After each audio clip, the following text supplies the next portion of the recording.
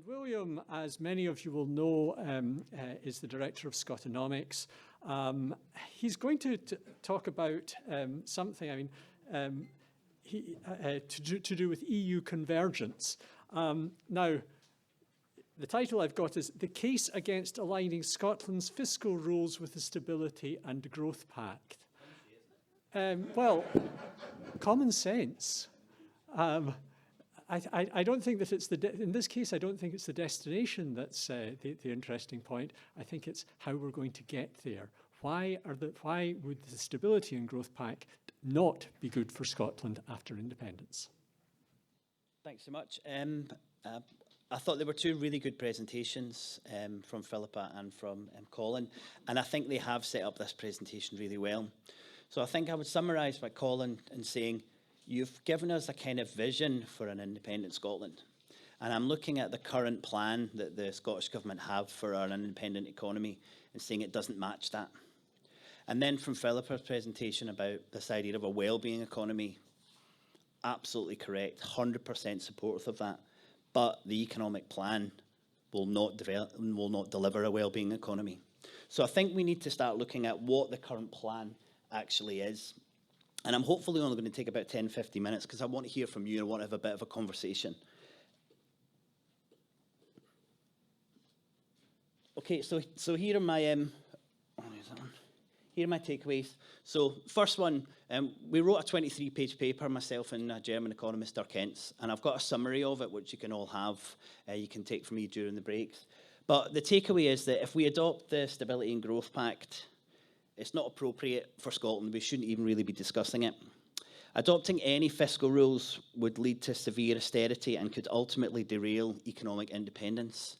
And I'll go into detail, Philippa, but this plan is even worse than the independence we have, the austerity we're having at the moment and that we had under Osborne in 2010. Scotland must tailor its economic institutions, and the plan for economic independence is not fit for purpose. So I realise they're all quite big statements, and our paper, our detailed paper, goes into that and explains why. But I'm going to concentrate on this one idea that's been re-emphasised in their Fresh Start paper, which was out just 2 weeks ago, that says that Scotland will align with the European Union's Stability and Growth Pact. So quick show of hands, who knows what that is? Okay, about a quarter. Okay, so I'll give you a bit of detail.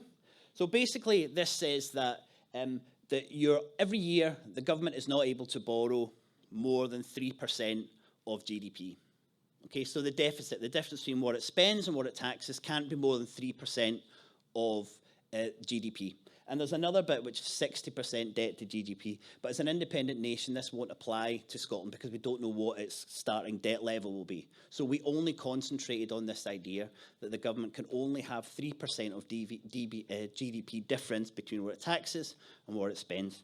Now, this is similar to what the UK government has at the moment. And what we're going to use to explain the impact of that decision is something called sectorial balances. Who's heard of sectorial balances? Okay, almost the same.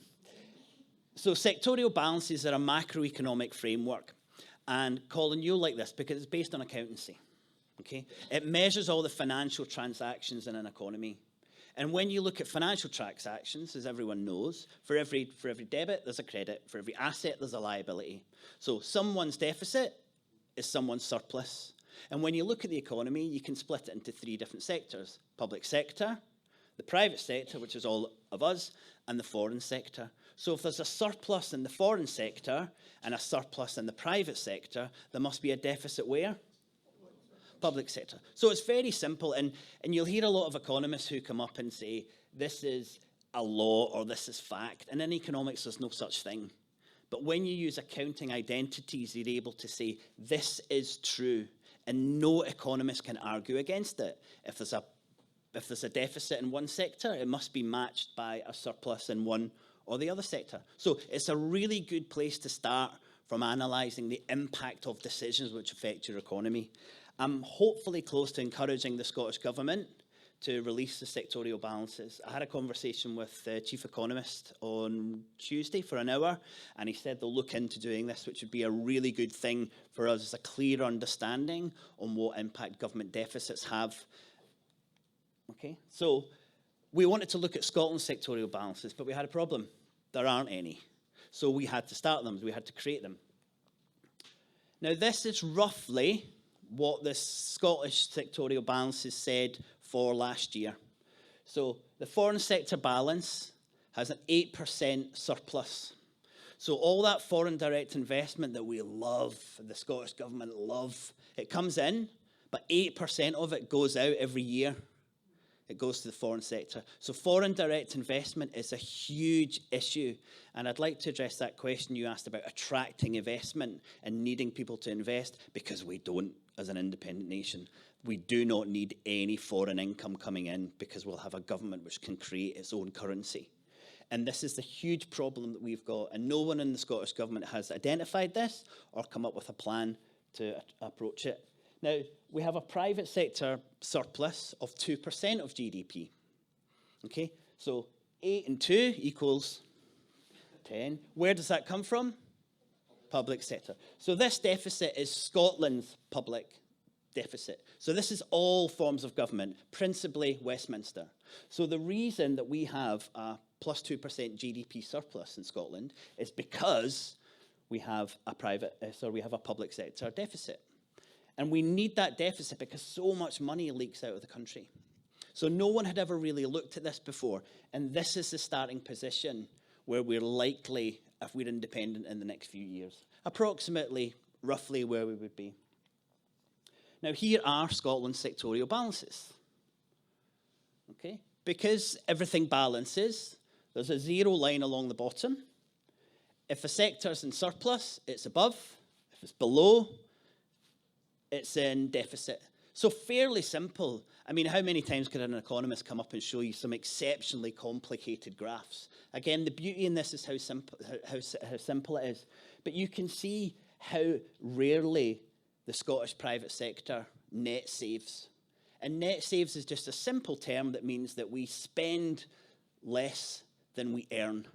Okay, so it's not savings, it's saving. We spend less. Look how often we're in a position as a private sector, everyone in this room, households, businesses, financial services sector, normally we don't save. Now, this is a huge issue for Scotland going forward. Now, we are only able to save, when you can see it in the blue lines. Anyone remember what happened in 2019? So huge influx of government money allowed us to save. But the issue that you can see, I think, is pretty clear. So looking at that, anyone want to say what they think the big issue is in how the current Scottish economy is structured?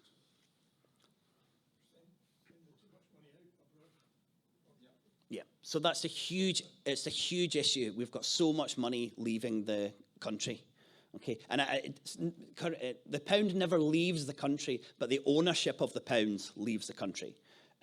So huge issue. But this proves why you need a public sector deficit. You need this because that money effectively has to come from somewhere. And the public sector deficit, and we say in the paper, it is what it is. If you have 8% of GDP leaving, and if you want your private sector to save 2%, then the deficit, the public deficit, has to be 10%. It's impossible. There's an accounting identity. It can't come from anywhere. So we're sitting at 10 at the moment. Who remembers the figure of the Stability and Growth Pact? 3. So where does that 7% come from? And that's what we addressed in the paper. So there's a desire to have this 3%, but how do we actually get there? And when we looked at all of the economic papers, we found that there's too little investigation into this transition period. How do we get from where we are now to where we want to be? And we can use GERS as a reasonable place to start. And in the latest paper, there's been a big political fudge. And they've said, actually, GERS is no use. So we're now going to say we've got no idea where Scotland's going to start its economic journey from. This is a political decision that's been made because I believe the economics are too difficult. And this is a huge concern that's come out in the Fresh Start paper. Okay? So for me, and quote from the paper, Scotland can easily have a 10% public deficit. There's no problem with that. In fact, we need that. Coming after decades, centuries of lack of investment and spending in Scotland, we need a big public sector deficit. I would be going out to the population and saying, Westminster doesn't spend enough in Scotland. A new government has to spend more. The private sector is completely debt stressed. You need government money. We need to give people a job. We need to improve the infrastructure. We need to improve. This 10% is probably going to be more because it is what it is. If you want the private sector to save, and if you want, and we're in a position where we're still sending money abroad, and we've still got a trade deficit, we need at least a 10% public deficit with independence. But the Scottish Government are saying a 3% deficit. So what does that lead to? And this is where, Philippa, it was in your presentation, we're looking at the damage of austerity, and we know it. And I was going to quote the 300,000 people who premature deaths during austerity. But adopting this leads to this, and it leads to in big red letters. It's much worse than the austerity we've got now. So let's assume we're independent, and we do in the paper, we just choose 2025 to make things easy. We're independent this year. We've got an 8% foreign sector surplus. And we move from a public sector balance of -10 to -3. Look at the difference in the private sector balance. It can only come from the private sector. So we're saving 2% of GDP right now. The government is saying to us, no, we want you to have less than 5% of GDP to allow us to get to 3%. It's just complete economic madness. So this is the decision that was made. So we thought, well, how do you get there? And this is where there's been no investigation, because we can prove that we're at 10% public deficit at the moment. And if we want to get to 3%, we can prove that it has to come from the private sector. So we said it would collapse economic growth. It would raise unemployment. It would reduce public goods and services. It would likely also increase household debt stress, disproportionately affecting the lowest earners, women, children, and minority groups. All those groups, Philippa, that you spoke about are most impacted by austerity. This is what that one decision means. So we thought, let's see what pathway. There's 4 pathways. Do you want to get to 3% after 3 years? And if you do that, government spending would have to reduce 12.5%. Okay? It's just a ludicrous, it's never happened outside of an economic disaster to 12. So we thought, well, what's the scenario 2? Let's do it over 5 years. You would have to reduce government spending by 7.5%, which is what happened to Greece after the financial crisis. Greece's GDP, although I don't like to use that, but it's a nice benchmark, is 77% now what it was in 2008. It regularly has 10% unemployment. So the second case, surely we can't do it. So the best case scenario is to get to the Stability and Growth Pact level after 15 years. But that would be 15 years of austerity at the level that we had under George Osborne. Now, that's what the Scottish Government is effectively going to the electorate and saying they want to happen. Now, it's absolutely ludicrous, and this shows a lot of things, but it shows the lack of academic rigour in any of the economic perspectives that the Scottish Government have. Because what we all want to see, the well-being economy, the vision that Colin said, you can't deliver it when you start to look at the detail of the current plan. So I reckon it's close to 12%. And when we become independent, we will have about a 12% public deficit. How you get from 12% to 3% without huge austerity, in my mind, is impossible. And there's nothing in the government plans that explain how they do that. They've just made this statement because they think it sounds good. Now, since writing the paper, which we finished about 6 months ago, I've got further thoughts that make things even worse. So again, looking at the perspective, the fresh start, we based that on a best case scenario of 1.4% of GDP growth. and we still had the 15 years of austerity, it's likely that the growth this year in the Scottish economy would be around about 0.25%. So much worse than we suggested. This idea that you have to build foreign reserves, and the Scottish government are talking about maybe 4 billion reserves. This just means taking £4 billion more out of the private sector. And a huge issue for us when you're looking at that 8% external balance is that so much of the material and the skills that we need for a just transition and a net zero economy have to come from abroad. So that foreign sector surplus, 8%, is going to go up to 10%. So if that goes up to 10% and the Scottish government wants to have this 3%, then that's more money that has to come out of the Scottish private sector, which is me and you and everyone in this room. So these are huge issues.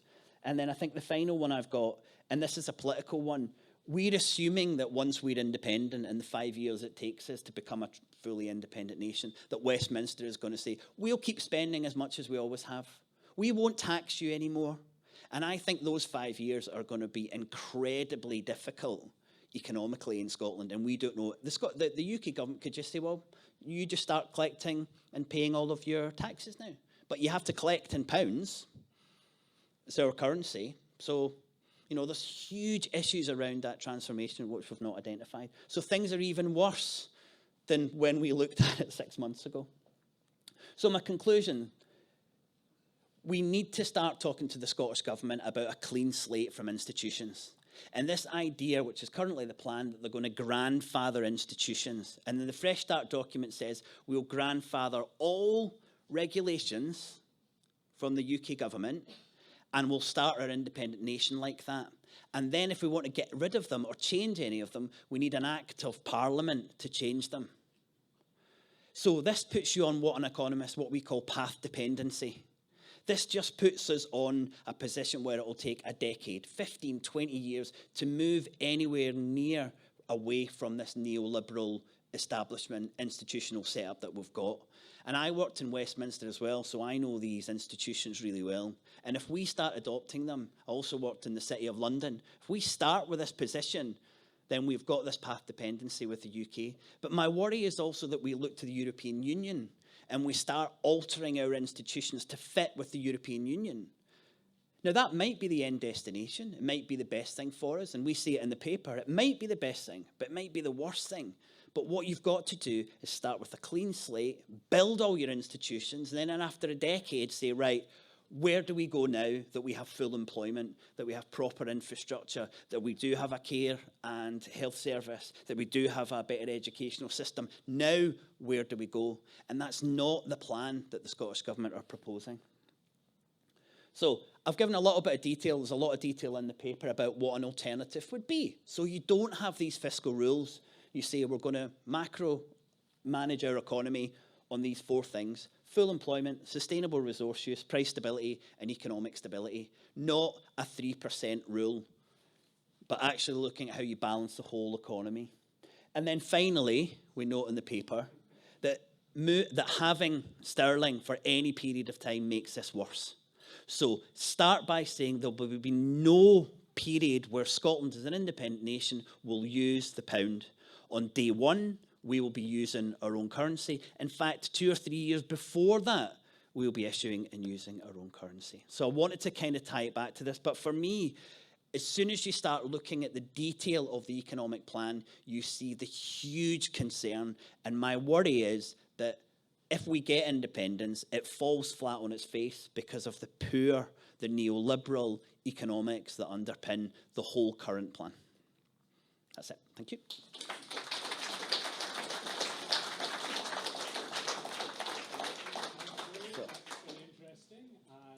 Can see, I'm going to go to someone who hasn't asked a question yet. That looks like Jim there.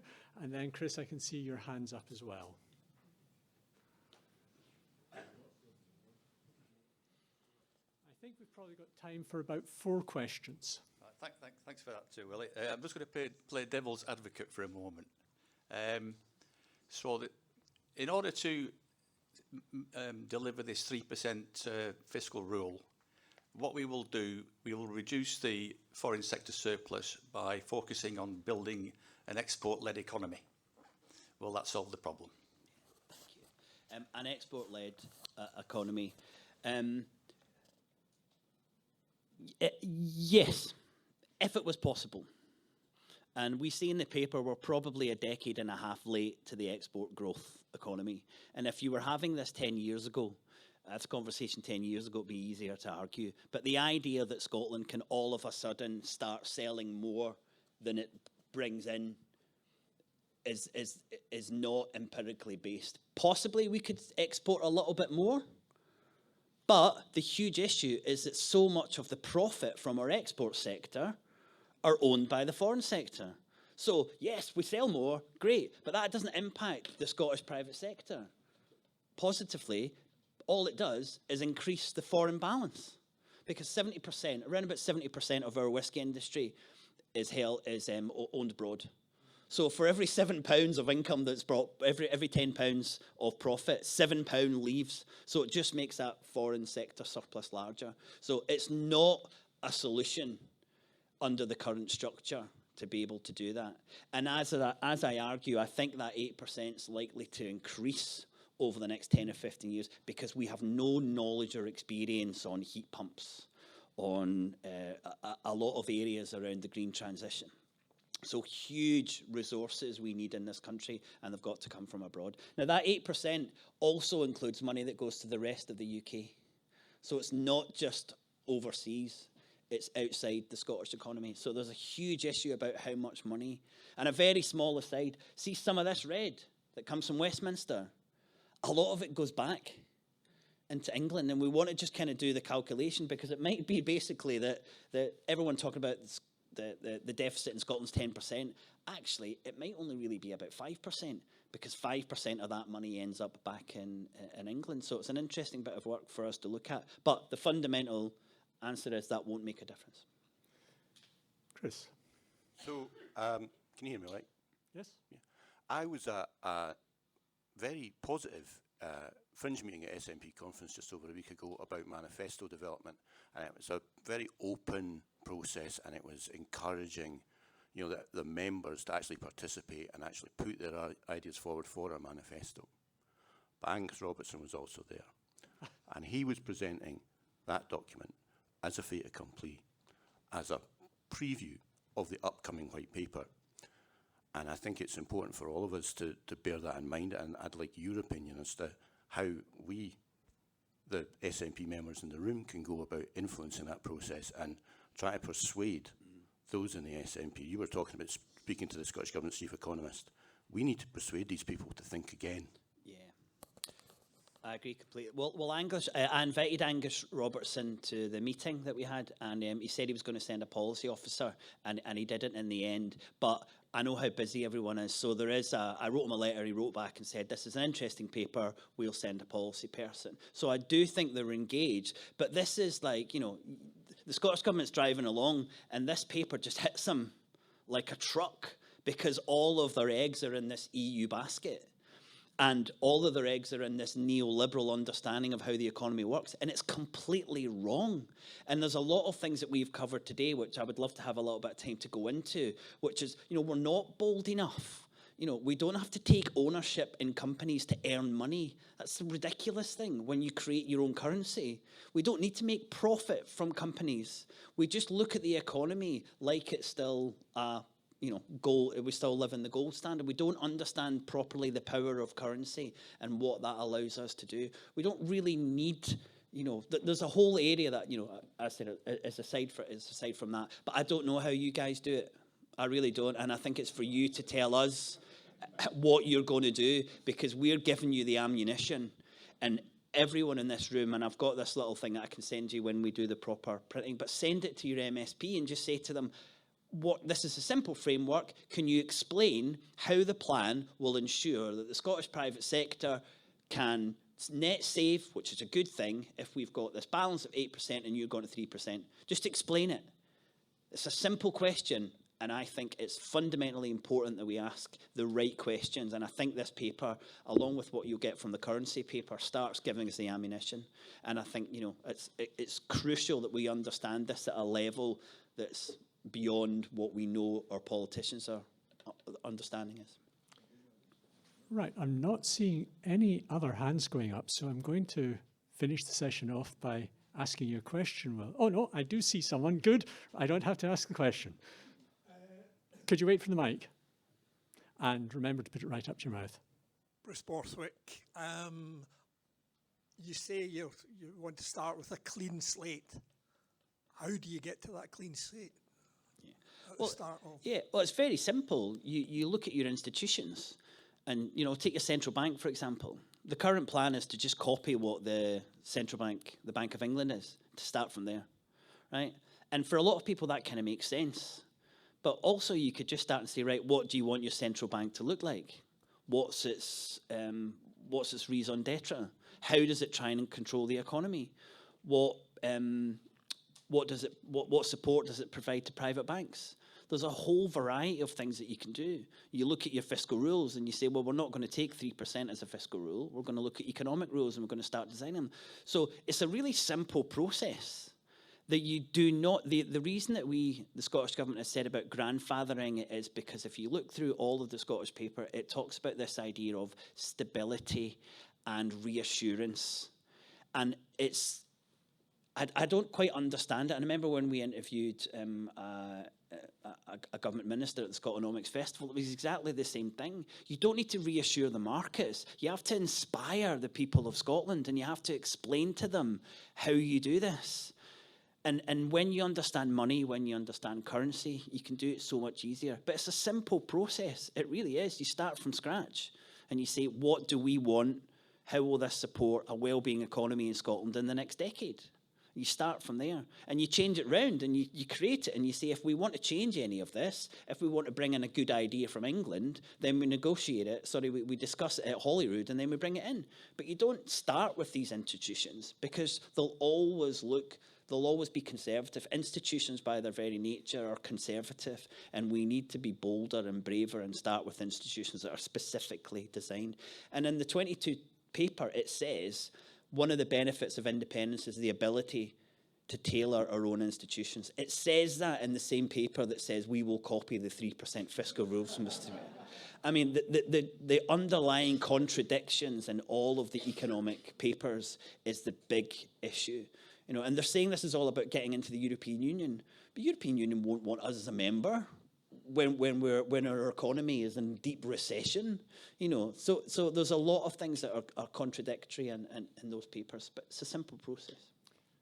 Right, okay. I'm sorry, we don't have time for another question, but I will just make one comment before thanking you, William, which is that when you come along this evening to hear Thibault Lorangeoy speak, I hope he will talk about what we've just been, many of the things that have been in William's talk, but presenting it in a rather different, specifically monetary framework. And particularly what I'm thinking about there is that he's going to make it, he makes a distinction early on in one of his papers where he talks about the difference between gradualists and fundamentalists in the independence debate. And he makes the point indeed that gradualists, which I think is what you're picking up with the Scottish Government, are looking for evolution, are looking for continuity and believe that gives stability and resilience. Fundamentalists, on the other hand, are looking to institutional design, believing that it's possible to jump suddenly from the current state to the new state, and by doing it in the right way, that will give the stability and the resilience which we're looking for. So many of the points which we've been discussing already, thank you for that introduction, William, emphasising sectoral balances. I would have to say my immediate thinking as an economist is, well, this is a short-run approach. We're looking at the demand side. Some of what you talked about in terms of investment and so on, I'd like to see what you're thinking about in terms of capacity growth over time, so you've got a much more dynamic framework. But important work, no one's done it yet, and certainly if you can get the Scottish Government to start publishing some more data, that would be really helpful in terms of understanding the state of the economy better and informing public debate. So thank you very much for that as an interim report, and we look forward to hearing more about you in future.